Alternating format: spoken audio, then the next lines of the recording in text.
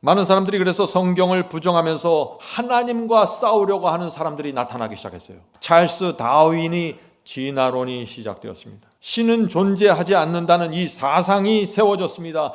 그런 사람들이 기독교 신앙과 전쟁을 선포했고 성경을 강력하게 비평하기 시작한 것입니다. 성경에 나오는 이 사건은 존재하지 않는다. 창세기의 이 사건은 역사로 증명될 수 없다. 이런 비평들이 쏟아져 나오는 것입니다. 자, 성도 여러분, 하나님께서 이 사탄의 공격을 어떻게 대처하셨을까요? 하나님께서는 고고학을 통해서 성경의 진실성을 증명하셨습니다. 하나님께서는 땅을 파고 무덤을 펼쳐 보이시면서 성경은 사실이라고 선포하시기 시작한 것입니다. 이것이 오늘 우리가 살펴볼 이슈입니다.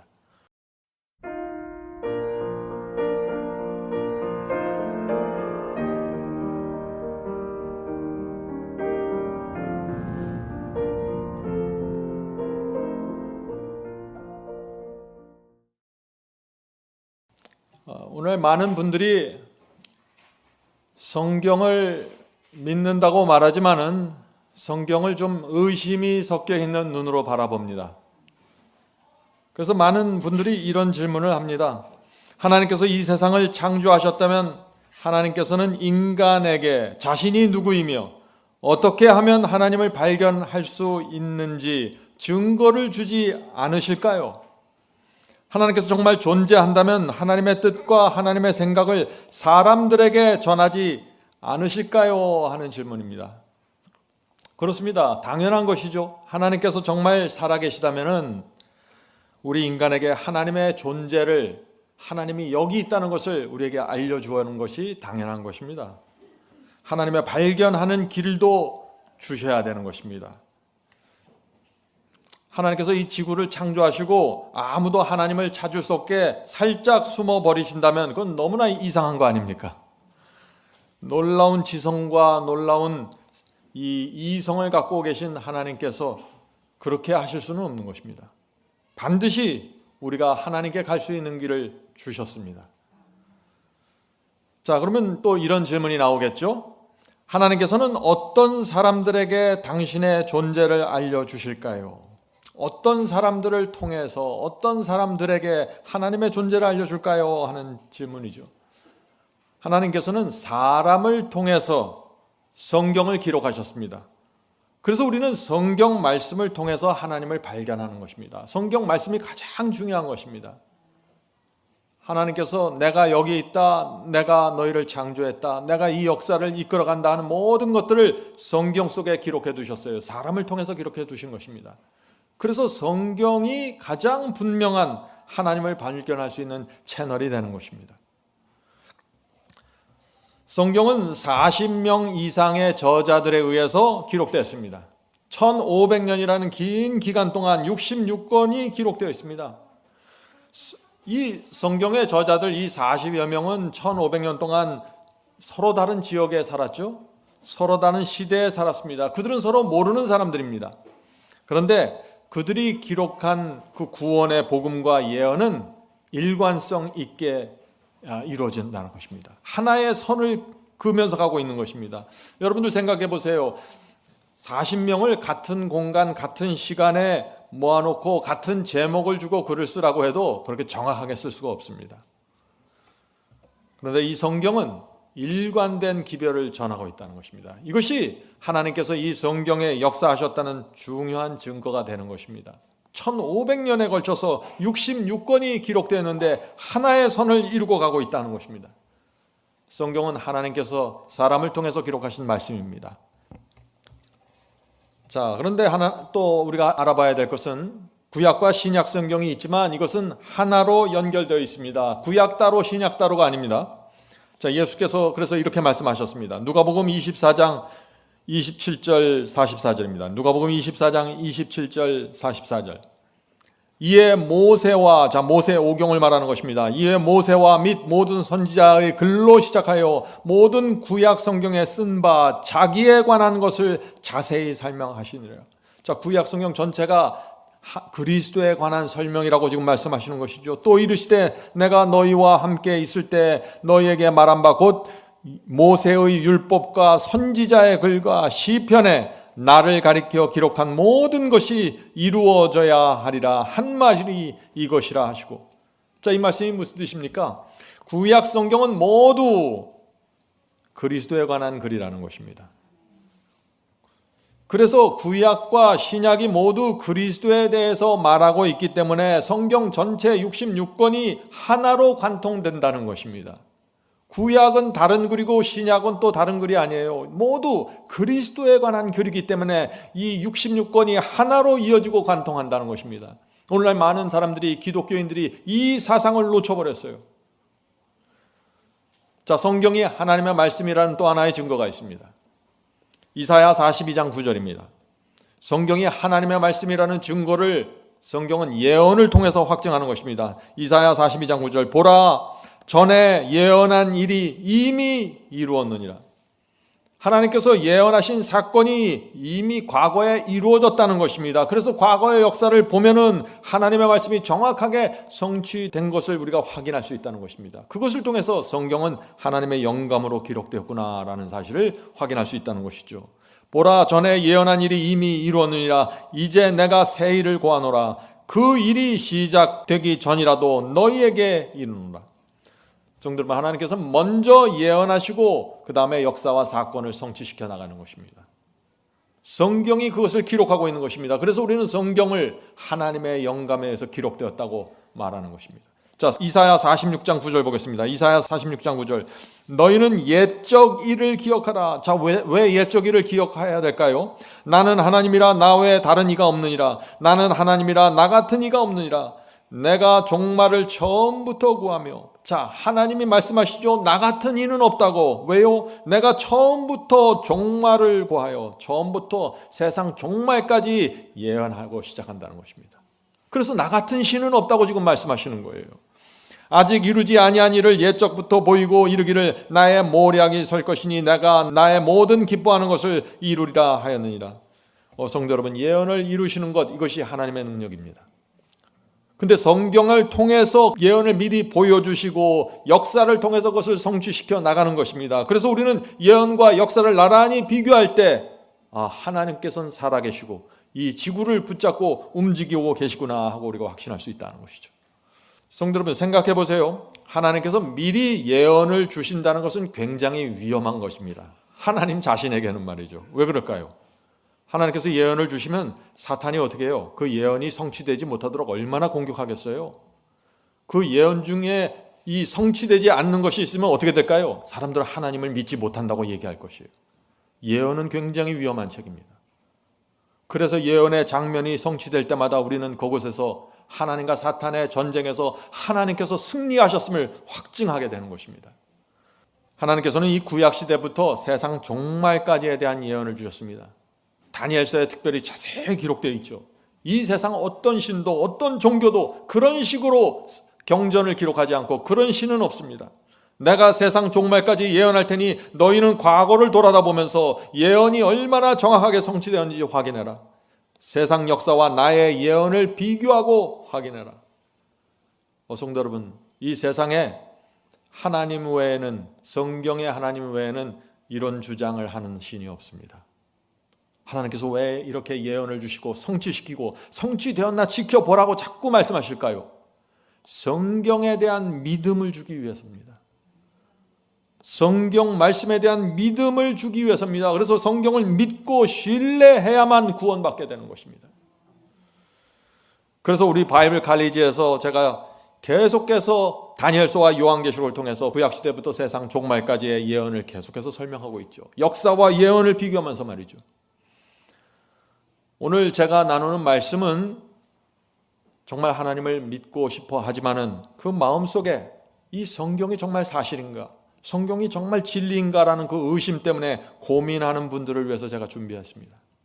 지금 현재 하나님을 믿지 않거나 하나님을 믿더라도 성경 자체에 대한 믿음이 흔들리는 분들은 오늘 말씀을 통해서 하나님을 만나게 되길 간절히 바랍니다. 성도 여러분, 다니엘서와 요한계시록은 중세기 암흑기에 대해서 7번 반복해서 말씀하고 있습니다.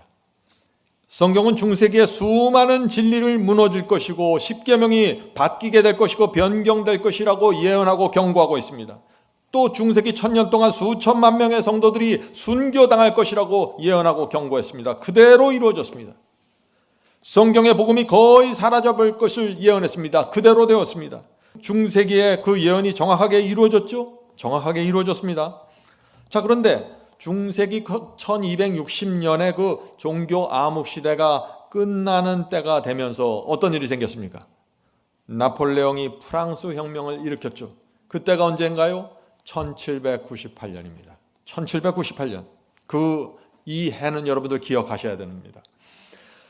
성도 여러분, 중세기 암흑기가 그렇게 해서 끝났는데 중세기 암흑기가 지나갔다고 해서 사탄의 공격이 더 이상 없을까요? 사탄이 그때부터는 가만히 있을까요? 아닙니다. 중세기가 끝나면서 사탄은 또 다른 모습을 갖고 공격을 시작하는데 이번에는 무엇을 공격해요? 성경 자체를 공격하는 것입니다. 오늘 제가 그것을 좀 말씀드리려고 하는 것입니다. 많은 사람들이 그래서 성경을 부정하면서 하나님과 싸우려고 하는 사람들이 나타나기 시작했어요. 언제부터요? 중세기가 지나가면서 말이죠. 근세에 들어오면서 말이죠. 찰스 다윈이 진화론이 시작되었습니다. 신은 존재하지 않는다는 이 사상이 세워졌습니다. 전 세계가 이 진화론과 무신론으로 덮여져 버렸습니다. 이제 더 이상 하나님이 아니라 인간이 중심이 되어야 한다는 사상이 휩쓸었습니다. 그래서 어떻게 됐어요? 대학교와 지식인들 사이에 성경과 하나님을 부정하는 사람들이 크게 올라오게 된 것입니다. 요새는 똑똑하면 똑똑할수록 하나님을 인정하지 않아요. 그래야 똑똑한 것처럼 보인다고 생각하는 것입니다. 그런 사람들이 기독교 신앙과 전쟁을 선포했고 성경을 강력하게 비평하기 시작한 것입니다. 중세기 암흑기가 끝나면서 이런 일이 생겼다는 것입니다. 성경에 나오는 이 사건은 존재하지 않는다. 창세기의 이 사건은 역사로 증명될 수 없다. 성경은 이렇게 기록되었는데 역사책은 그렇지 않다. 이런 비평들이 쏟아져 나오는 것입니다. 그래서 사람들이 성경에 대한 정말 진실함을 흔들고 있는 것입니다. 이 중세기가 끝나면서 근세에 들어오면서 성경에 대한 십자포화가 이루어졌다는 것입니다. 자, 하나님께서 이제 움직이셔야겠죠? 성도 여러분, 하나님께서 이 사탄의 공격을 어떻게 대처하셨을까요? 이것이 오늘 우리가 살펴볼 이슈입니다. 하나님께서는 고고학을 통해서 성경의 진실성을 증명하셨습니다. 뭘 통해서 증명하셨어요? 고고학을 통해서요. 하나님께서는 땅을 파고 무덤을 펼쳐 보이시면서 성경은 사실이라고 선포하시기 시작한 것입니다. 그런데 하나님께서 그 일을 가장 먼저 시작한 것이 언제인가 1798년 나폴레옹을 통해서 그 일을 시작하셨습니다. 중세기가 끝나는 그 순간 그 나폴레옹을 통해서 성경 자체를 증명하는 고고학을 시작하신 것입니다. 자, 1798년 나폴레옹 장군은 이집트를 공격했는데 그 애굽의 그 놀라운 문화재를 보면서 이 사람이 큰 감동을 받았습니다. 그래서 이 애굽의 한 돌을 보았는데 거기 새겨진 고대 문자를 보면서 깊은 궁금증이 생겼고 그것을 꼭 해석하고 싶다는 마음의 갈등이 생겼어요. 그래서 100여 명의 언어학자들을 초청해서 연구를 하라고 지시를 했습니다. 이 100여 명의 언어학자들이 돌에 새겨진 글이 분명히 동일한 내용인데 세 개의 다른 언어로 기록되어 있다는 사실을 알게 된 것입니다. 자, 같은 사건이 애굽어 고대 상형 문자 헬라어로 기록된 것입니다. 이 돌이 무슨 돌일까요? 이 돌이 그 유명한 로제타석입니다. 로제타석은 이 고고학의 중요한 지표가 되는 것입니다. 왜요? 세 가지 언어가 나란히 기록되어 있는데 이것이 동일한 의미를 갖고 있기 때문에 이 세 언어를 비교하면 고대 상형 문자가 무슨 의미인지를 해석할 수 있게 된 것입니다. 이 로제타석에 기록된 이 고대 문자는요, 장 프랑스와 샹폴리옹이라는 학자가 있는데 이 학자에 의해서 20년 만에 해독이 되었습니다. 그때부터 어떤 일이 생겼을까요? 애굽어 고대 상형 문자 헬라어의 이 세 가지 언어가 어떤 관계이고 어떻게 번역될 수 있는지를 사람들이 알게 된 것입니다. 고고학에 큰 이정표가 생긴 것입니다. 자, 그때로부터 어떤 일이 생겼을까요? 무덤과 땅속에 묻혀있던 수많은 기록들이 지금 나오게 된 것입니다. 중동과 소아시아에서 발견되는 수많은 고대 상형 문자들이 무슨 의미인지 해석되기 시작했다는 것입니다. 그래서 비평가들이 공격할 때마다 성경의 사람들은 땅을 파헤치고 무덤에 들어가서 고대 상형 문자를 통해서 성경을 증명하기 시작했다는 것입니다. 그때부터 돌들이 성경이 사실이라고 외치기 시작한 것입니다. 자, 이제 비평가들이 그동안 어떤 점들을 공격했는지 하나씩 좀 살펴보도록 하겠습니다. 오랫동안 이 비평가들은요, 창세기에 나오는 요셉의 이야기를 공격했습니다. 이런 식으로 공격했습니다. 요셉이 애굽의 노예로 끌려갔는데 이런저런 상황을 통해서 그가 성공하게 되었고 바로 왕의 측근이 되었다는 이야기는 말도 안 됩니다. 그런 역사는 존재하지 않습니다.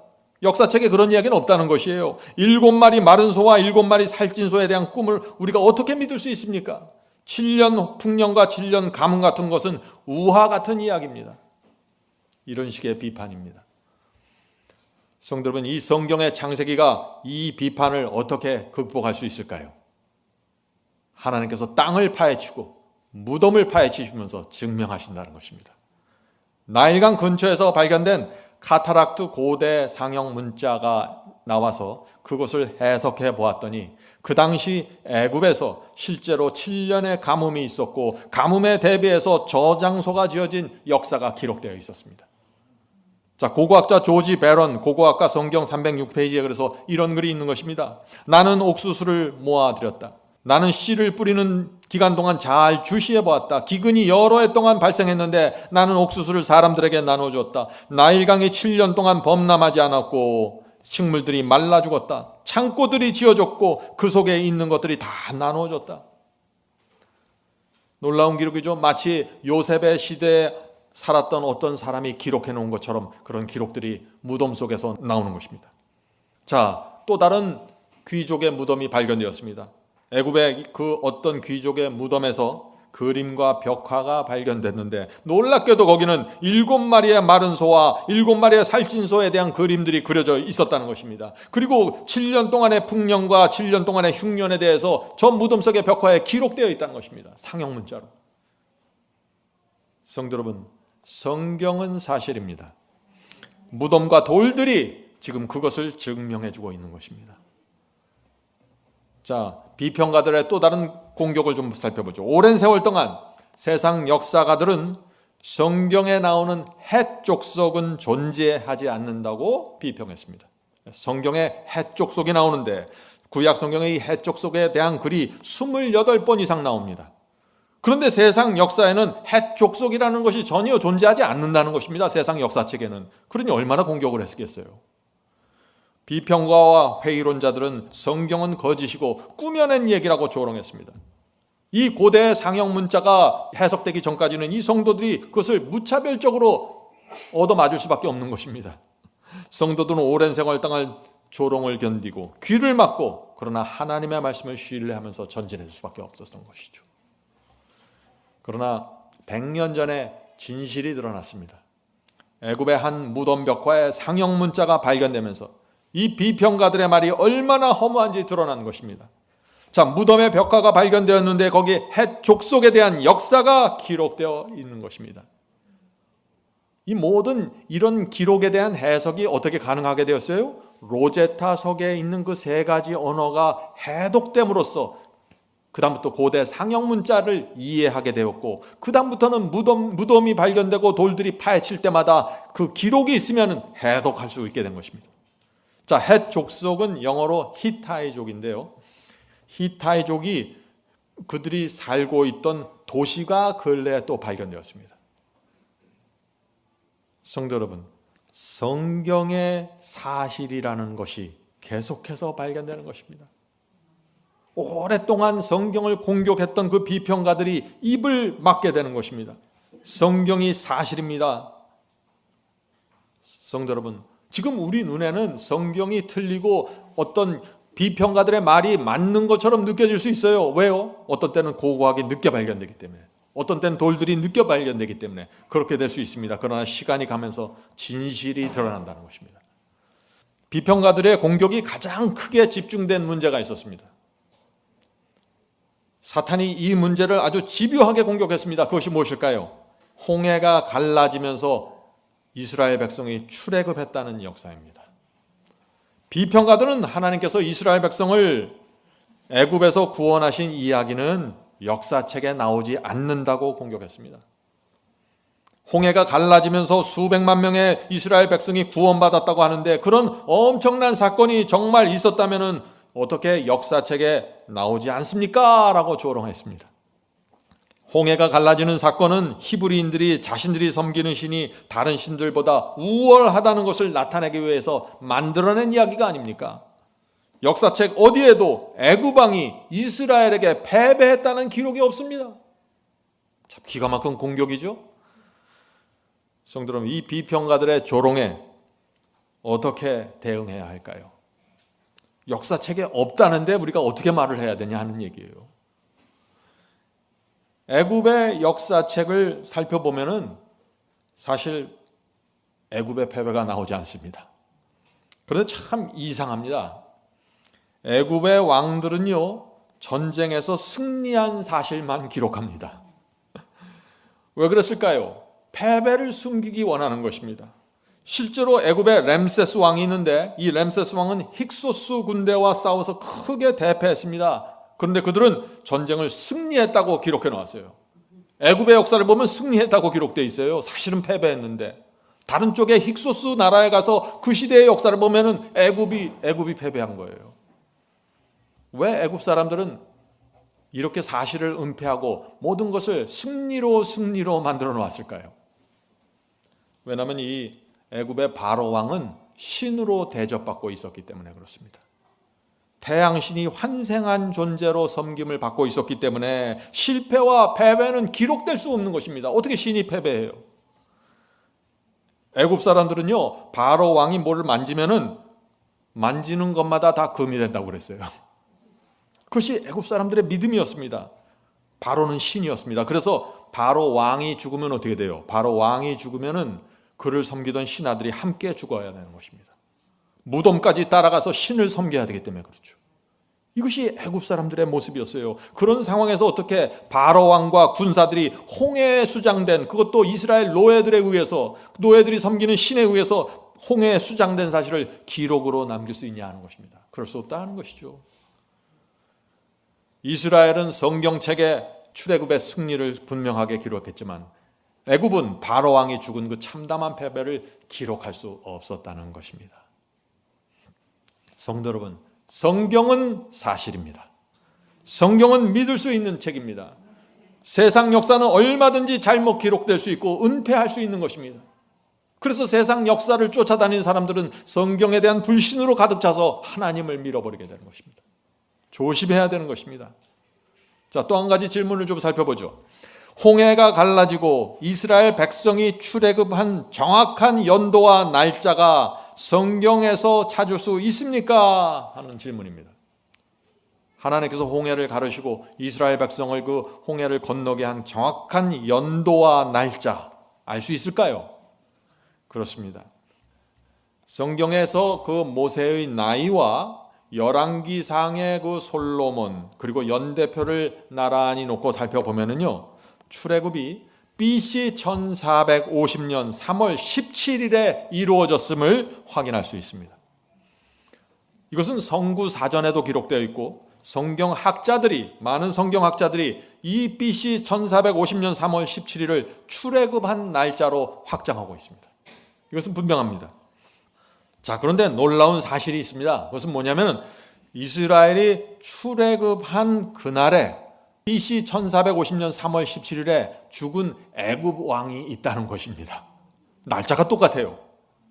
이스라엘이 출애굽한 그 날에 애굽 왕이 죽었다는 기록이 있는데 그 왕이 누구일까요? 그렇다면 그 왕은 투트모세 3세입니다. 투트모세 3세. 이 투트모세 3세는 애굽에서 가장 강력한 왕으로 기록되고 있는 것입니다. 애굽에서 가장 강력한 왕이 노예들 이스라엘에 의해서 패배당했고 물속에 빠져 죽었어요. 그걸 어떻게 애굽이 역사에 기록하겠어요? 그래서 애굽의 역사책에는 안 나온다는 것입니다. 성도 여러분, 성경이 다시 맞은 것입니다. 무덤이 열려지고 돌들이 해석될 때마다 성경이 맞다는 사실이 계속해서 입증되는 것입니다. 성도 여러분, 그래서 투트모스 3세의 그 무덤 앞에 가보면 지금도 관광객들을 위해서 표지를 세워놓았는데 거기에는 투트모스 3세에 대한 기록이 있는 것입니다. 그가 언제 죽었는지. 투트모스 3세가 BC 1450년까지 애굽을 다스렸다는 기록이 그 관광객들을 위해서 기록되어 있는 것입니다. 성경에 나오는 그 연도와 똑같은 연도가 기록되어 있는 것입니다. 성경이 말하는 출애굽 연도와 정확하게 일치하는 것입니다. 성경이 다시 옳았습니다. 성경은 사실입니다. 하나님의 말씀은 정확한 것입니다. 자, 투트모스 3세의 무덤 속에 들어가면 또 어떤 것이 생길까요? 거긴 또 놀라운 그림이 펼쳐져 있습니다. 어떤 그림일까요? 애굽의 제사장이 지팡이를 던져서 뱀을 만드는 그림이 그 무덤 속에 또 나오는 것입니다. 어떤 장면이죠? 모세와 아론이 바로 왕 앞에서 나타낸 그 이적의 그 장면이죠. 출애굽기 7장에 그 말씀이 있습니다. 출애굽기 7장 10절 12절입니다. 아론이 바로와 그 신 앞에 지팡이를 던졌더니 뱀이 된지라. 바로도 박사와 박수를 부르매 그 애굽 술객들도 그 술법으로 그와 같이 행하되 각 사람이 지팡이를 던짐에 뱀이 되었으나 아론의 지팡이가 그들의 지팡이를 삼키니라. 성도 여러분, 성경은 사실입니다. 이 장면이 무덤 속의 벽화에 그대로 그려져 있는 것입니다. 자, 또 다른 비평가의 공격을 살펴보죠. 비평가들은 다니엘서에 나오는 바벨론의 왕 벨사살은 역사책에 없다고 공격했습니다. 바벨론의 왕 벨사살 알죠? 이것은 바벨론의 족보를 찾아보면 이 이름이 나오지 않는다고 공격하면서 다니엘서는 가짜라고 공격한 것입니다. 하나님께서 가만히 있으실까요? 다시 땅을 파헤치시고 석판을 끌어내십니다. 고대 바벨론 지역에서 한 돌판이 발견되었는데 그 돌판에 바벨론 왕의 사적이 자세히 기록되어 있었습니다. 다시 비평가들의 입이 막히고 성경이 사실임이 증명되었습니다. 성도 여러분, 이 비평가들과 회의론자들이 성경을 공격할 때마다 하나님께서는 묻혀있던 돌들을 꺼내서 성경이 사실이라는 사실을 외쳐주고 있는 것입니다. 성도 여러분, 저와 여러분은 성경을 신뢰할 수 있습니다. 세상 역사가들이 어떻게 말하든 과학자들이 어떻게 말하든 성경은 진실합니다. 그것이 고고학으로 증명되고 예언으로 확증되고 있는 것입니다. 사람들의 지혜와 사람들이 말하는 과학은 사실 신뢰할 수 없어요. 한번 생각해 보세요. 수천 년 동안 사람들은 이 쇠조각은 물에 뜨지 않는 것이 진리라고 믿었어요. 그죠? 쇠조각이 어떻게 물에 뜨겠어요? 그런데 세월이 흐르면서 쇠도, 엄청난 쇠도 물에 뜰 수 있다는 사실이 밝혀졌습니다. 그렇죠? 거대한 증기선이 만들어졌고 엄청난 무게의 항공모함, 완전히 쇳덩어리, 엄청난 쇳덩어리가 바다를 둥둥 떠서 다니고 있잖아요. 성도 여러분, 그래서 지금 내 머리로 이해되지 않고 내 상식과 다르다고 해서 성경을 부인하는 것은 굉장히 위험한 것입니다. 왜 위험할까요? 세월이 지나면 진실이 드러날 수 있기 때문입니다. 세월이 흐르면 내 생각이 틀리고 내 상식이 틀렸다는 사실이 드러날 수 있는 것입니다. 성도 여러분, 이 성경은 윤리나 도덕책이 아닙니다. 성경은 하나님의 말씀입니다. 그래서 한 번 말씀하시면 그대로 이루어지는 놀라운 책입니다. 그래서 우리가 성경을 신뢰할 수 있는 것입니다. 그 성경 말씀이 그대로 이루어질 때마다 세상 역사가들과 학자들이 부끄러움을 당하고 수치를 당하게 되는 것입니다. 애굽은 당대 최강대국이었는데 그때 성경은 애굽에 대해서 예언하기를 애굽은 황폐하게 될 것이라고 예언했습니다. 누가 이 예언을 받아들이겠어요?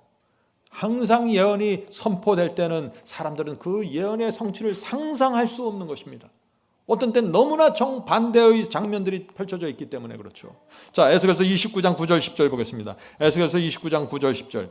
애굽 땅이 사막과 황무지가 되리니. 자, 애굽이 사막과 황무지가 된다는 것이죠. 그들이 나를 여호와인 줄 알리라. 네가 스스로 이르기를 이 강은 내 것이라 내가 만들었도다 하도다. 그러므로 내가 너와 네 강들을 쳐서 애굽 땅 믹돌에서부터 수에네 곧 구수 지경까지 황무한 황무지 곧 사막이 되게 하리라. 이 애굽의 그 엄청난 땅이, 엄청난 크기의 땅들이 황무지가 되고 사막이 될 것이라고 예언했던 것입니다. 이 예언이 성취되었을까요? 그렇습니다. 그러나 이 예언이 처음 선포될 때는 애굽은 그런 곳이 아니었다는 것입니다. 애굽은 나일강 근방을 장악하고 있는 아주 풍요로운 땅이었습니다. 그들의 농산품이 중동 지역 전체로 팔려나갔습니다. 가뭄이 들 때마다 다 애굽에 와서 먹을 것을 달라고 그랬어요. 그것이 요셉의 이야기죠. 그런 시대에 이 성경은 애굽이 황폐하게 되는데 사막이 되어버릴 거라고 그랬습니다. 과연 성경의 예언대로 주변 나라들이 애굽을 공격하게 되었습니다. 그리스가 공격했고 로마가 공격했고 터키가 공격했고 사라산 제국이 계속해서 애굽을 짓밟았습니다. 애굽은 그래서 가난한 나라가 되어버렸습니다. 성경이 이겼습니다. 애굽은 90% 이상이 사막인 나라가 되었습니다. 지금 이집트는 그렇습니다. 성경 예언이 그대로 성취된 것입니다. 성도 여러분, 성경을 평범한 책으로 받아들이시면 큰일 납니다. 성경 말씀을 정확하게 붙잡고 순종하셔야 됩니다. 한번 기록되면 그대로 이루어진 책입니다. 그래서 우리가 성경을 받는 것입니다. 성경에 기록돼서도 긴가민가하고 50대 50, 그럼 뭐하러 누가 성경을 믿겠어요? 그래서 바이블 칼리지에서 제가 성경의 예언을 강의하는 것입니다. 지난 수천 년 동안 하나님의 예언이 어떻게 이루어졌는지 여러분들 바이블 칼리지에 오셔서 꼭 확인해 보시길 바랍니다. 여러분의 믿음과 신앙이 굳건하게 세워지게 될 것입니다. 자, 비평가들의 공격과 또 하나님의 예언의 확실성에 대해서 또 한 가지 살펴보겠습니다. 지금의 그 요르단 지역에는요, 1000년 동안 감추어져 있던 도시가 갑자기 발견되었습니다. 1000년 동안 감춰져 있었어요. 그런데 그 도시가 발굴이 된 것입니다. 세상을 깜짝 놀라게 했습니다. 자, 애굽의 사람들은 사막 한가운데 있는 그 바위산 틈새로 들어가서 도시를 건설했습니다. 그 도시가 에돔의 수도 페트라입니다. 페트라는 좁고 깊은 골짜기를 따라 들어가게 됩니다. 그것이 입구예요. 그래서 발견할 수 없었던 것입니다. 그들은 누구의 눈에도 띄지 않는 곳에 도시를 건설했죠. 외적의 침입을 막기 위해서 그렇게 했을 수도 있겠죠. 그런데 저 입구를 통해서, 저 좁은 입구를 통해서 들어가 보면 그 안에 놀라운 도시가 있는 것입니다. 극장이 있고 목욕탕이 있고 완벽한 상수도 시설까지 다 갖춰져 있는 도시가 발견된 것입니다. 그러나 이 에돔은 무서운 우상 숭배 국가였습니다. 그들은 태양신의 제단에 어린아이들을 바쳐서 불태웠던 사람들입니다. 그러나 동시에 이들은 기술을 갖고 있었기 때문에 돌을 다듬고 깎는 기술을 갖고 있어서 아주 깎아지른 듯한 암벽에 굴을 파고 집을 만들었습니다. 사진으로 그 모습을 보면 정말 놀랍습니다. 에돔의 수도 전체가 암벽 속에 세워져 있습니다. 암벽에 세워진 에돔의 그 재무성 건물이 있는데 그것이 얼마나 정교한 기술로 만들어졌는지 우리가 엿볼 수 있는 것입니다. 성도 여러분, 성경은 에돔에 대해서 예언하고 있습니다. 에돔이 한창 번성하고 한참 발전하고 있을 때 놀라운 예언을 했습니다. 그 말씀이 예레미야서에 나옵니다. 예레미야서 이렇게 말합니다. 예레미야 49장 17절 18절. 에돔이 놀라운 것이 되리니 그리로 지나가는 자마다 놀라며 그 모든 재앙을 인하여 비웃으리로다. 나 여호와가 말하노나 소돔과 고모라와 그 이웃 성읍들이 멸망된 것 같이 거기 거하는 사람이 없으며 그 중에 우구할 아무 인자가 없으리라. 이것이 에돔에 대한 예언입니다. 에돔이 소돔과 고모라처럼 멸망할 것이라고요. 거기 거하는 사람들이 없을 것이라고 예언한 것입니다. 이 예언이 이루어졌을까요? 이루어졌습니다. 놀라운 것은 이 예언이 선포될 때 그때 수많은 사람들이 저 에돔의 페트라에서 잘 살고 있었을 때입니다. 번성했을 때입니다. 그때 하나님의 예언이 선포됐습니다. 사람들은 아무도 믿지 않았겠죠. 그러나 성경 말씀 그대로 에돔의 페트로는 사람이 없는, 인적이 없는 곳이 되었습니다. 말씀이 그대로 되었습니다. 성도 여러분, 성경은 진실한 책입니다. 놀라운 책입니다. 하나님의 말씀입니다. 한번 말씀하시면 그대로 이루어지는 것입니다. 이것이 다니엘서이고 요한계시록이라 하는 것입니다. 성경은 이 두로에 대해서도 놀라운 예언을 했습니다. 두로는 지중해 연안의 큰 항구 도시였습니다. 국제 해운 도시입니다. 두로가 그런데 전성기를 누리고 있을 때 성경은 다시 두로의 멸망을 예언하고 있는 것입니다. 성도 여러분, 그래서 사람들이 하나님의 예언을 이해하지 못하는 것입니다. 에스겔서 26장 3절부터 5절 보겠습니다. 에스겔서 26장 3절부터 5절. 나 주 여호와가 말하노라. 두로야, 내가 너를 대적하여 바다가 그 파도로 흉흉함과 같이 열국으로 와서 너를 치게 하리니. 두로가 주변에 있는 국가들이 와서 두로를 치게 하게 될 것이다. 이건 평범한 예언처럼 보이죠? 이런 수도 있으니까요. 아닙니다. 계속해서 읽어보죠. 그들의 두로의 성벽을 회파하며 그 망대를 할 것이며 나도 티끌을 위해 쓸어버려서 맑은 반석이 되게 하며 바다 가운데 금을 치는 곳이 되게 하리니. 두로 국가가 멸망당하는데 그냥 망하는 것이 아니라 바다에 금을 치는 곳이 되겠다고요. 계속해서 읽어보죠. 내가 말하였음이니라. 나 주 여호와의 말이니라. 그가 이방의 노략거리가 될 것이요. 성도 여러분, 하나님의 이 예언도 성취될까요? 위험한 예언입니다. 성취되기 어려운 예언이에요. 그런데 그렇게 정확하게 이루어졌다는 것입니다. 두로는 해운 도시였습니다. 많은 사람들이 와서 배를 타고 장사를 하던 곳이었어요. 이 두로가 어디냐면요, 지금의 레바논 지역입니다. 성경에 나오는 베니기아의 수도가 두로입니다. 그들은 인류 역사에서, 이 두로 사람들은 인류 역사에서 처음으로 알파벳을 만들었고 북극성을 좌표로 항해했던 아주 문명 국가였습니다. 그런데 그들이 우상 숭배자였습니다. 그래서 하나님께서 멸망을 예언하신 것이죠. 그들은 우상 숭배자였고 아합 왕이 어디에 누구하고 결혼했어요? 두로 왕의 딸하고 결혼한 거예요. 그게 누구예요? 이세벨입니다. 이세벨을 통해서 우상 숭배가 들어와서 온 이스라엘이 우상을 따라가게 됐죠. 이 이세벨은 엘리야 선지자를 집요하게 죽이려고 한 것입니다. 우리가 그 사실을 잘 알고 있습니다. 하나님께서 그런 두로를 향해서 멸망을 예언하실 것입니다. 다시는 재건될 수 없으며 고기 잡는 그물을 치는 곳이 될 것이라고 예언했습니다. 이 예언이 이루어질까요? 이루어집니다. 전쟁으로 파괴된 도시는 많죠. 서울도 전쟁으로 파괴되었습니다. 베를린도 전쟁으로 파괴됐어요.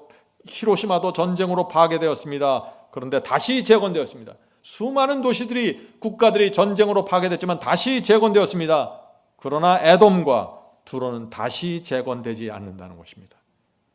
하나님의 예언이 문자 그대로 성취되는 것입니다. 성도 여러분, 하나님의 말씀을 신뢰하셔야 됩니다. 하나님의 말씀을 정말 신뢰하고 가시면 언젠가는 전혀 이루어지지 않을 것 같은, 전혀 상상할 수 없는 예언이 정확하게 이루어지면서 하나님의 말씀이 입증돼 버리는 것입니다. 그런데 지금까지 말씀드린 것보다 더 놀라운 예언이 있다는 것입니다. 그것이 무엇일까요? 바벨론에 대한 예언입니다. 성경은 바벨론에 대해서 놀라운 예언을 합니다. 바벨론은 세계 역사의 중요한 대제국이죠. 바벨론을 모르는 사람들은 없습니다. 그런 엄청난 대제국이고 결코 멸망당할 수 없는 그 제국이었습니다. 그런데 성경은 바벨론 제국도 에돔과 두로처럼 다시는 사람이 살지 않을 곳이 될 것이라고 예언했습니다. 그리스가 망하면서 로마가 생기고, 로마가 망하면서 열국들이 생기고, 계속해서 어떤 대제국이 망하면 그 땅에 사람들이 사는 것입니다. 그런데 바벨론이 명하면 거긴 아무도 안 살겠다고 예언하신 거예요. 무서운 예언입니다. 위험한 예언입니다. 이 예언이 성취될까요? 성취됩니다.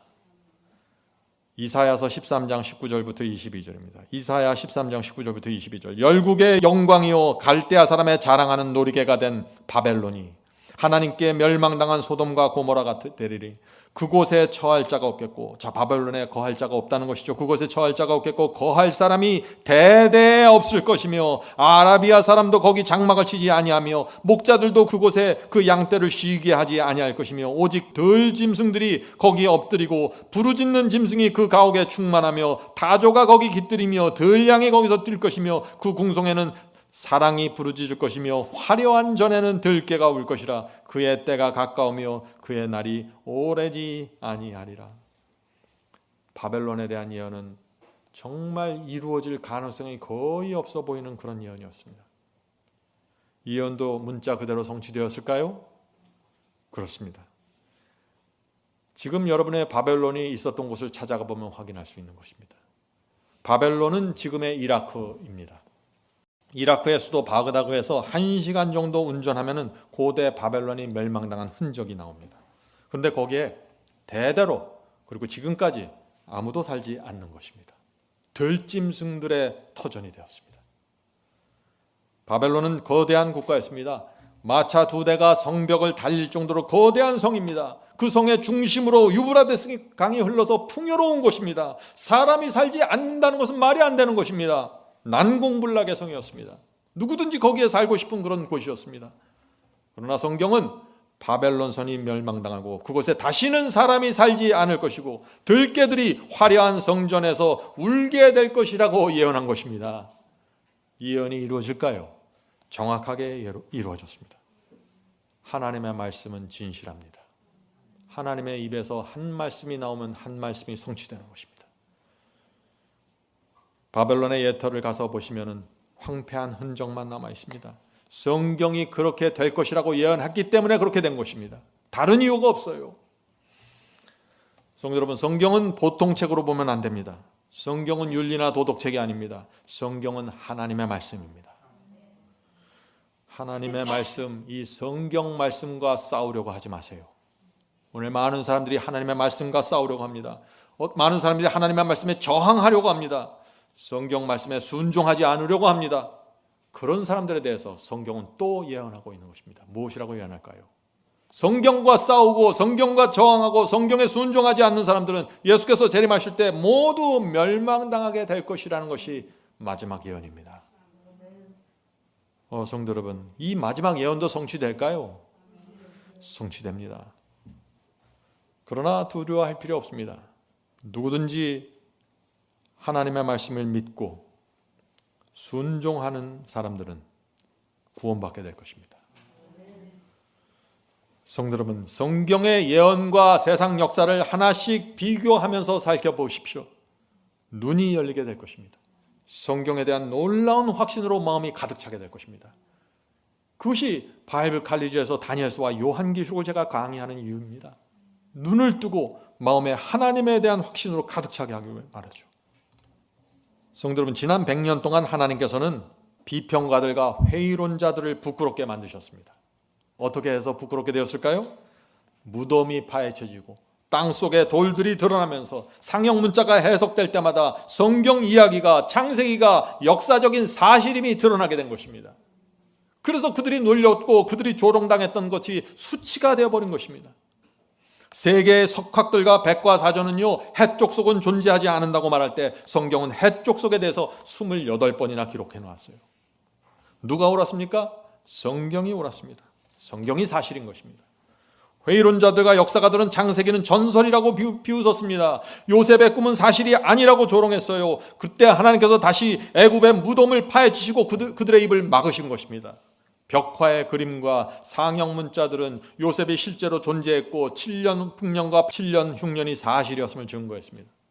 세상 역사가 틀렸고 성경이 맞았습니다. 성경은 우화나 전설이 아닙니다. 성경은 사실입니다. 세상 역사가들은 이스라엘을 200만이 출애굽을 한다는 것은 말도 안 된다고 조롱했습니다. 애굽의 어떤 책에도 출애굽 사건은 기록되지 않았다고 놀렸죠. 기독교인들조차 그들의 놀림에 대답하지 못하고 침묵했는데 그때 하나님께서 움직이셨다는 것입니다. 하나님께서 어떻게 하셨습니까? 바로 왕의 무덤을 파헤치고 그가 죽은 연도와 날짜가 성경이 기록하고 있는 출애굽 날짜와 연도와 정확하게 일치하신 것을 세상 역사가들에게 세상에 공개해 주셨습니다. 성경은 사실입니다. 성경이 옳은 것입니다. 성경은 애굽이 황폐하게 되었고 사막이 될 것이라는데 성경 말씀대로 되었습니다. 성경은 애굽의 페트라가 망하겠고 거기에 사람이 살지 않을 것이라고 예언했는데 성경대로 되었습니다.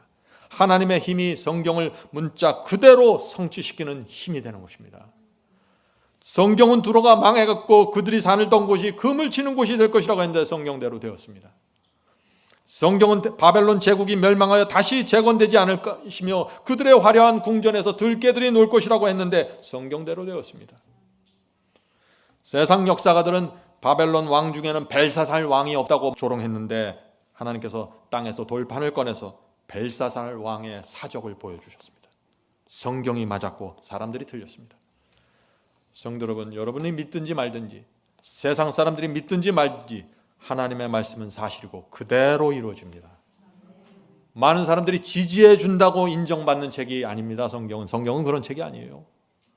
이 지구에 단 한 사람도 인정하지 않더라도 성경은 그대로 진실을 말하고 그대로 성취시켜 갑니다. 성경 말씀을 신뢰하셔야 됩니다. 성경은 우주 전체에서 가장 신뢰할 수 있는 책입니다. 그래서 성경 말씀을 붙잡고 따라가는 사람들 마음속에 평화가 있는 것입니다. 사람들이 무엇이라고 말해도 성경 말씀은 그대로 이루어지고 전진할 것이기 때문에 내 마음에 평화가 있다는 것입니다. 오랫동안 비평가들이 공격했던 또 성경의 한 왕이 있습니다. 그 왕의 이름이 무엇일까요? 사르곤 왕입니다. 이 사르곤 왕은 역사책에 없는 인물입니다. 성경은 시리아의 사르곤 왕에 대해서 말하는데 세상 역사책을 찾아보면 아무리 뒤져봐도 그런 왕이 없었습니다. 그래서 회의론자들과 비평가들이 또 기회를 잡은 것입니다. 회의론자들은 성경은 믿을 수 없는 책이라고, 그런 왕은 존재하지 않는다고 그렇게 놀렸습니다. 이 기독교인들은 역사적 사실을 무시하고 맹목적으로 그냥 하나님을 믿고 따라가는 사람들이라고 무시하는 것이죠. 하나님께서 그들의 무시를 가만히 내버려 두지 않았겠죠. 어떻게 하셨을까요? 하나님께서 다시 땅속에 묻힌 역사를 파내셨습니다. 19세기 중엽 프랑스 고고학자 폴 보탄은 코르사바드 도시를 발견했습니다. 고대 도시입니다. 코르사바드. 이 위치는 현재 이라크의 북부, 지금의 모술 맞은편 연안에 있던 그 코르사바드 도시의 궁전이 있는데 그 궁전이 놀랍게 발굴이 되었습니다. 놀라운 크기의 궁전이었습니다. 자, 그 궁전이 누구의 궁전이었을까요? 사르곤 왕이 바로 저 궁전에서 살았어요. 돌들과 석판이 사르곤 왕에 대해서 기록하고 있습니다. 그래서 다시 성경을 놀리고 비평하던 사람들의 입이 닫히고 수치를 당하게 된 것입니다. 누구든지 성경을 공격하고 성경에 저항하는 사람들은 수치를 당하게 되는 것입니다. 성도 여러분, 성경을 우리가 신뢰해야 할까요? 세상 역사와 성경이 충돌할 때 무엇을 신뢰해야 합니까? 성경을 신뢰해야 합니다. 성경을 의심하려고 하면은요, 끝도 함도 없습니다. 성경을 의심하려고 작정한 사람은 죽을 때까지 의심하다가 죽게 돼요. 그런데 성경을 정말 신뢰하고 믿는 사람들은 놀라운 믿음으로 들어가는 것입니다. 그래서 성경은 읽는 사람의 마음에 따라 두 길이 나지는 것입니다. 성경에 대한 의심을 이제 내려놓고 하나님께 나오셔야 합니다. 더 이상 우리의 짧은 소견으로 하나님의 말씀을 자꾸 판단하고 재단하지 마세요. 그러다가 망합니다. 더 이상 인생을 낭비하지 말고 하나님께 전적으로 굴복하셔야 됩니다. 그런 사람들은 하나님께서 책임져 주시고 보호하시고 인도하십니다. 자, 미국의 어떤 통계를 보면은요, 기독교인들 중에 60% 이상이 성경 말씀에 대한 의심을 갖고서 교회 다닌다고 합니다. 참 기본적인 근본적인 문제를 갖고 있는 것이죠. 저런 마음을 갖고 성경을 보고 설교를 듣고 교회를 다니면 신앙이 성장할까요? 그럴 수 없는 것입니다. 하나님의 말씀을 신뢰하고 하나님의 입에서 한 번 말씀이 나가면 반드시 이루어지고 성취된다는 그 사실을 붙잡고 살아야 된다는 것입니다. 자, 고고학에 있어서 중요한 전환점이 한 번 있었습니다. 중요한 전환점은 1970년에 발견한 고대 왕립 도서관입니다. 자, 도서관이니까 거기 얼마나 많은 문서들과 자료들이 쏟아져 나왔겠어요. 이태리의 젊은 고고학자가 4000년 전에 애굽부터 시작해서 아시리아에 해당하는 그 광대한 지역을 지배하던 전설적인 대제국이 있었습니다. 그 대제국이 에불라입니다. 에불라. 그 에불라를 발견한 것입니다. 거기서 2만 개 이상의 점토판이 발견되었는데 그것을 에불라 점토판이라고 부르는 것입니다. 자, 에불라 점토판에는 놀라운 기록들이 쏟아져 나왔겠죠. 어떤 기록들이 쏟아져 나왔을까요? 에불라 점토판에는 창조에 대한 기록이 나오는데 창세기 1장에 나오는 순서대로 기록하고 있었습니다. 에불라 점토판에 말이죠. 이 놀라운 사실은 대부분의 비평가들이 역사책에도 없고 성경에만 나온다고 놀리던 그 지명들이, 창세기의 지명들, 성경의 지명들이 있는데 에불라 점토판을 번역해 보니까 거기에 다 있는 것입니다. 노아 홍수에 대한 이야기도 기록되어 있고 소돔과 고모라도 있고 비록 동일한 인물은 아니지만 아브라함, 아벨, 이스마엘과 같은 창세기의 인물 이름이 다 거기 기록되어 있었습니다. 자, 그것이 무슨 뜻인가요? 이 세상의 비평가들은요, 창세기의 인물들은 역사책에 나오지 않는다고 조롱했습니다. 그런 이름 자체가 없다고 주장하는 비평가들이 참 많이 있었어요. 근데 에볼라 점토판이 발견되면서 그 시대에 그런 이름들이 실제로 사용되고 있었다는 사실들이 나타나게 된 것입니다. 성도 여러분, 이 에볼라 점토판이 성경은 살아있는 역사라고 외쳤던 것입니다. 1970년대 이 에볼라 점토판이 수많은 점토판이 발견되면서 무덤이 파헤치면서 돌들이 땅에서 나오면서 성경은 사실이라고 외쳤던 것입니다. 자, 이제 중요한 질문을 드립니다. 고고학이 발전된 것은 최근입니다. 질문은 그래서 이것입니다. 100년 전부터 수많은 유적과 무덤과 점토판이 발견되면서 성경이 사실이고 정확한 역사라는 사실이 나타나고 있습니다. 왜 오랜 세월 동안 조용히 있다가 갑자기 100년 동안 이런 엄청난 일들이 생기고 있을까요? 하는 질문입니다. 왜 그래요? 예수께서 재림하실 때가 되었기 때문입니다. 1260년의 예언이 끝나고 말세로 들어가면서 진화론이 생기고 수많은 사람들이 성경을 불신하고 하나님을 저항하고 밀어내서 싸웠습니다. 무신론이 전 세계를 퍼졌습니다. 이런 상황에서 하나님께서 성경을 세워야 하는 것입니다. 어떻게 해요? 고고학을 통해서, 돌들을 통해서, 유물들을 통해서, 점토판을 통해서 성경을 세운 것입니다. 그래서 지난 100년 동안 엄청난 일들이 땅속에서 발굴되기 시작한 것입니다. 하나님께서 성경의 정확성을 선포하시고 사람들에게 말씀을 믿고 그리스도의 재림을 준비하라고 호소하시는 것입니다. 성도 여러분, 성경을 믿으셔야 합니다. 거기서부터 신앙이 시작되는 것입니다. 이 세상에 존재하는 어떤 경전도 성경만큼 정확하고 성경만큼 역사적이고 성경만큼 분명한 예언의 성취를 이루는 경전은 이 지구에 없습니다. 여러분이 믿을 신앙은 성경입니다. 이외에 다른 어떤 경전, 다른 어떤 신이 있을 수 없는 것입니다. 자, 이제 질문을 드립니다. 다시 질문입니다. 성경에 대한 사탄의 최고 공격이 무엇일까요?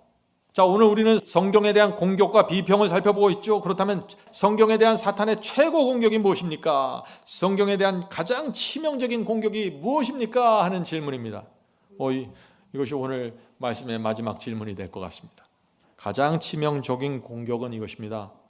우리가 지금 사용하는 성경이 원래의 성경 원본과 구약시대에 기록된 그 원래의 성경 원본과 일치하는지 어떻게 알 수 있는가 하는 비평입니다.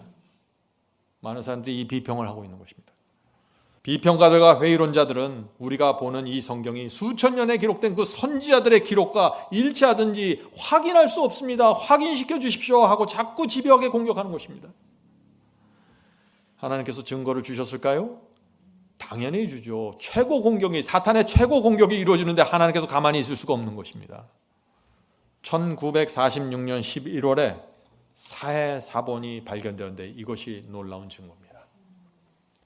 이스라엘 사해 근처에 쿰란이라는 동굴들이 있습니다.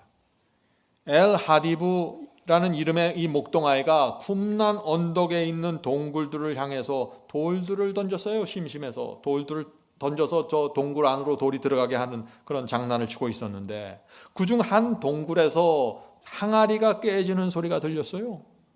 그래서 이 양치기 소년 아이가 궁금해서 저 동굴 속으로 들어가 보았습니다. 거기에 무엇이 있었을까요? 아주 오래된 항아리가 있었는데 거기에 그 항아리들의 두루마리 성경들이 가득 채워져 있었던 것입니다. 그것이 유명한 사해사본입니다. 이 사해사본은요, 에스라서를 제외한 구약성경 전체가 사해사본에 있었던 것입니다. 이 사해사본은 기원전 2세기에 기록되어 있습니다. 이 사해사본을 오늘날의 성경과 그래서 비교하면 어떻게 될까요? 사해사본을 히브리어로 기록된 저 사해사본을 오늘날의 성경과 비교할 수 있겠죠? 비교하면 어떻게 될까요? 내용이 정확하게 일치한다는 것입니다. 무슨 뜻인가요? 지금 저와 여러분이 사용하는 구약 성경은 수천 년에 걸쳐서 정확하게 번역되었고 보존되어 왔다는 것입니다. 그래서 사회사본과 여러분의 성경이 지금 일치한다는 것입니다. 자, 사회사본은 구약시대 그 에세네파에 의해서 히브리서로 복사된 성경인데, 그 사회사본에는 이사야서, 에스겔서, 다니엘서 등 그 구약 전체의 책들이 다 포함되어 있는 것입니다. 여기에 우리의 큰 감동이 있는 것입니다. 그들이 사용했던 성경과 우리가 사용하는 성경이 같다는 것입니다. 그래서 우리가 보는 성경 속에서 모세의 숨결을 느낄 수 있다는 것입니다. 구약시대 선지자들의 손길과 숨결이 우리가 보는 성경 속에서 우리가 느낄 수 있다는 것입니다. 성도 여러분, 성경을 주신 분은 하나님이십니다. 그래서 하나님은 반드시 이 성경을 보존하셔야 하는 것입니다. 하나님께서 성경을 보존하지 않고 너희가 말씀대로 살라 그러면 그 말이 되겠어요? 말이 안 되는 것이에요. 그것은 성경이 정확하게 보존되지 않는다면 어떻게 하나님께서 주의 백성을 구원하고 말씀에 의해서 세상을 심판하시겠습니까? 그럴 수 없는 것이에요. 반드시 보존되어야 하는 것입니다. 그런데 어떤 분은 또 이런 질문을 하죠. 비평가들이 아주 온갖 질문은 다 꺼집어내요. 이런 질문을 하는 것입니다. 성경을 복사하고 또 복사하고 번역하고 또 번역하다 보면 문제가 생길 수 있지 않습니까? 사람이 하는 일인데요. 구약시대 성경과 우리가 보는 성경이 같다는 것을 어떻게 알 수 있습니까? 비슷한 질문이죠. 염려할 필요 없습니다. 사회사본이 뭔지를 알면은 이런 질문에 대한 이제 염려는 다 사라져 버립니다. 사회사본은 예수께서 이 땅에 태어나시기 150년 전에 기록된 성경입니다. 다시 말해서 이 사회사본은 누가 읽던 성경이에요? 예수께서 읽던 성경이에요. 제자들이 이 사회사본에 기록된 이 말씀을 갖고 복음을 전파했고 초대교회를 세우셨어요. 다시 말해서 예수께서 읽으시고 제자들이 복음을 전할 때 사용하던 그 성경이 사회사본입니다. 성경 말씀을 기록하게 하신 그 그리스도께서 잘못된 성경을 들고 설교하셨을까요? 네? 문제가 있는 성경으로 제자들이 복음을 전했을까요? 그럴 수 없는 것이에요. 그건 상식적인 얘기죠. 그래서 오늘날 성경 중에 가장 정확하다는 성경이 뭡니까? 킹 제임스 성경이잖아요. 이 킹 제임스 성경과 사회사본을 비교하면 거의 차이가 없습니다. 이것은 학자들에 의해서 여러 번 확인됐습니다. 성도 여러분, 우리가 읽는 성경은 신뢰할 수 있습니까? 신뢰할 수 있습니다. 저와 여러분은 예수께서 사용하셨고 읽으셨던 그 성경의 번역본입니다. 그래서 우리가 성경을 읽을 때 깊은 감동을 하게 되는 것입니다. 예수께서도 이 성경을 읽으셨겠구나. 내가 지금 그 말씀을 읽고 있구나. 물론 히브리어나 헬라어가 영어나 독일어로 번역될 때 몇 개 단어의 실수가 있을 수 있겠죠. 사람이 하는 일이니까. 그러나 그런 실수가 복음과 예언 자체를 이해할 수 없을 정도의 엄청난 실수는 아니에요. 그런 실수가 있어도 충분히 그 뜻을 헤아리는 데 문제가 없어요. 더욱이 오늘날에는 더 그렇습니다. 오늘날에는 핸드폰에 무엇이 있어요? 수많은 번역본들을 깔 수 있잖아요. 히브리어, 헬라어 번역 앱을 다운받을 수 있어요. 원하기만 하면 그래서 누구나 성경의 정확한 번역을 다 확인할 수 있는 시대가 되었어요. 마지막 때가 된 것입니다. 성경의 원본 그대로를 핸드폰에 올려놓으셨습니다. 성도 여러분, 성경의 정확성은 계속해서 확인되어 온 것입니다. 고대의 그 번역본들이 발견될 때마다 중세기의 번역본, 구약시대의 번역본, 이런 번역본들이 사본들이 발견될 때마다 학자들이 가만히 있지 않아요. 현재의 성경과 계속해서 가져와서 비교했습니다. 다 똑같았습니다. 성경의 정확성은 그래서 믿을 수 있는 것입니다.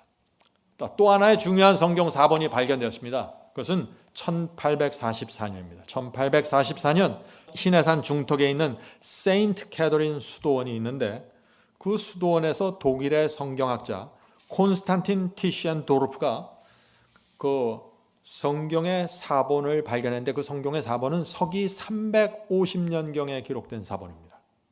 서기 350년. 그것이 우리가 잘 아는 신의 사본입니다. 사해 사본은 기원전 2세기의 사본이고 신의 사본은 기원 후 350년의 사본입니다. 자, 이 신의 사본을 발견해서 또 성경과 비교해 봤겠죠. 차이가 없는 것입니다. 우리가 사용하는 성경과 다르지 않는 것입니다.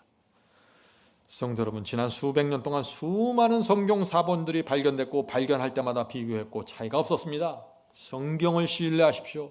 오늘날 인터넷에 이런저런 이상한 이야기들이 떠돌고 있는데 믿지 마세요. 이것이 팩트이고 이것이 역사입니다. 하나님께서 영생의 진리가 담겨진 성령을 반드시 보존하실 수밖에 없는 것입니다. 하나님을 믿으시는 분들은 성경의 보존도 믿으셔야 되는 것입니다. 성도 여러분, 성경은 보통 책이 아닙니다.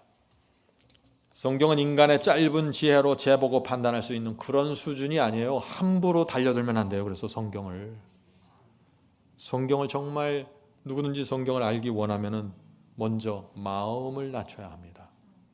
교만과 자존심을 버리고 간절히 기도하셔야 됩니다. 주여, 이 죄인이 성경을 알고 싶습니다. 주님을 알고 싶습니다. 우주를 창조하고 만드신 하나님께 엎드려 부복하오니 제게 진리를 보여주시옵소서. 이런 심령으로 기도하는 사람마다 하나님을 이해하게 될 것입니다.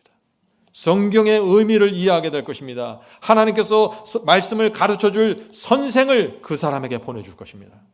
하나님의 역사입니다, 이것이. 구약 성경은 그리스도의 초림에 대해서 수백 번 예언했습니다. 그리스도께서 어떻게 이 땅에 오시고 베들레헴에 태어나시고 동정녀에게 태어나시고 어떻게 사시고 어떻게 돌아가시고 어떻게 부활할 것에 대해서 이 그리스도의 인생에 대해서 전체를 예언해 놓았습니다. 근데 그 놀라운 사실은 그 모든 예언이 누구에 의해서 이루어졌어요? 나사렛 예수에 의해서 이루어진 것입니다. 그래서 우리가 나사렛 예수를 하나님의 아들 그리스도로 받아들인 것입니다. 예언을 모두 성취시켰기 때문이죠. 그런데 성도 여러분 아세요? 재림은 초림보다 훨씬 더 분명합니다. 그리스도의 재림에 대한 말씀이 초림에 대한 말씀보다 훨씬 더 많죠. 3배 이상 많습니다. 3배 이상 많습니다. 다니엘서와 요한계시록은 역사와 재림에 대한 예언으로 가득 차 있습니다. 세상 종말과 재림에 대한 예언들이 이 성경 전체에 가득 차 있는데 이 재림에 대한 예언도 이루어질까요? 이제 마지막 남아있는 예언입니다. 이 예언도 이루어질 것입니다. 어떻게 할 수 있어요? 지난 수천 년 동안 이루어진 예언을 우리가 보면서 이제 남아있는 예언에 대한 신뢰를 하게 된다는 것입니다. 그리고 그 마지막 남아있는 예언이 우리 눈앞에 가까이 있다는 것입니다. 우리가 어떻게 살아야 할까요? 성경을 신뢰하셔야 됩니다. 성경 말씀에 저와 여러분의 운명이 걸려있는 것입니다. 성도 여러분, 여러분은 오늘 말씀을 통해서 빛을 받았습니다. 성경은 사실이고 성경은 역사라는 사실을 받았어요. 이제 성경에 대한 편견과 의심과 막연함을 버리고 하나님께 전적으로 나오게 되길 간절히 바랍니다. 성경을 부인하고 하나님을 피해서 도망치려고 해도 소용없어요. 하나님께서 끝까지 따라가십니다. 성경을 밀어내고 하나님을 잊으려고 돈을 벌고 쾌락을 누려도 소용이 없어요. 그렇게 하면 할수록 마음이 적막해지고 외로워지고 공허할 뿐입니다. 성경 말씀이 우리 영혼 속에 들어가야 우리 마음이 평화롭고 만족하게 되는 것입니다. 하나님은 살아계십니다. 하나님과 싸우려고 하지 마세요. 성령과 싸우려고 하지 마십시오. 굴복하십시오. 그것이 겸손이고 지혜입니다. 오늘 설교를 들으셨을 때 여러분 중에 어떤 분들은 성령께서 말씀해 주셨을 것입니다. 이 말씀이 진리니 받아들이라는 양심의 음성을 들으셨을 것입니다. 그 음성을 붙잡아야 되는 것입니다. 그 음성을 놓치면 안 되는 것입니다. 하나님을 만나는 분들은 반드시 양심 속에서 속삭이는 하나님의 음성을 받아야 돼요. 의심과 불신을 버려야 되는 것입니다. 부디 성령의 호소에 굴복해서 성경은 하나님의 말씀이고 성경을 사실이라는 진리 앞에 굴복하게 되길 간절히 바랍니다. 하늘에 계신 저희들의 아버지, 저희가 성경을 신뢰할 수 있도록 저의 마음을 낮추어 주시옵소서. 하나님을 대항하지 않도록 도와주시옵소서. 성경 말씀이 진실이고 사실이고 역사라는 사실을 저희가 배웠습니다. 저희 마음에 깊이 새겨 주시옵소서. 특별히 하나님의 예언은 한번 말씀하시면 반드시 이루어지고 성취된다는 사실을 저희가 믿을 수 있도록 도와주시옵소서. 저희의 이 우매한 마음을 열어주셔서 하나님의 말씀이 얼마나 위대하고 얼마나 높은 지혜를 갖고 있으며 얼마나 위대한 능력으로 역사하시는지 저희가 알 수 있도록 도와주시옵소서. 저희를 불쌍하게 보시고 저희의 이 교만과 이 인간적인 얄팍한 꾀로 항상 성경을 들여다보려고 하는 이 자세를 버릴 수 있도록 도와주시옵소서.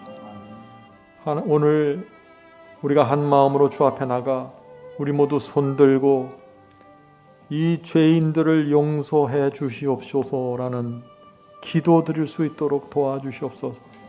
하늘에 계신 아버지, 오늘 성경이 사실이라는 사실을 확인했습니다. 모든 땅 속에 있는 돌들과 석판과 벽화가 하나님의 말씀은 진실이며 사실이라는 사실을 외치고 있다는 사실을 우리가 늘 기억할 수 있도록 도와주시고, 이 세상의 회의론자들과 비평가들의 말에 휩쓸리지 않도록 붙잡아 주시옵소서. 하늘에 계신 아버지, 오늘 말씀을 통해서 도움을 받을 영혼들이 있습니다.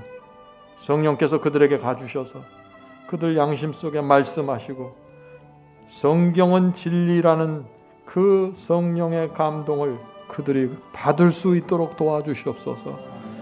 예수님의 이름으로 간절히 기도드립니다. 아멘.